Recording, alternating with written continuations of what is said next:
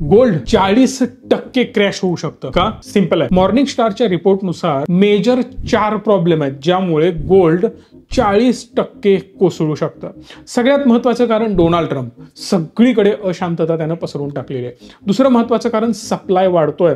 ऑस्ट्रेलियामधून खूप मोठ्या प्रमाणात गोल्डचा सप्लाय वाढत आहे, त्यामुळं गोल्डवर इम्पॅक्ट होऊ शकतो. तिसरं महत्त्वाचं कारण हे आहे की गोल्ड ऑलरेडी पीकला गेलेला आहे. 25-30% रिटर्न ऑलरेडी गोल्डने दिलेले आहेत, त्याचा निगेटिव्ह इम्पॅक्ट क्रॅश होण्यामध्ये होऊ शकतो. चौथं आणि महत्त्वाचं कारण डिमांड कमी होते. आता गोल्डमध्ये गुंतवणूक बऱ्या प्रमाणात लोक कमी करतायत. रिझन बिहाइंड दॅट की रेट खूप जास्त वाढलेला आहे. जसं अमेरिका गोल्डचा सप्लाय वाढवेल म्हणजे 8,000 टनापेक्षा जास्त सोनं अमेरिकेकडे पडलेलं आहे.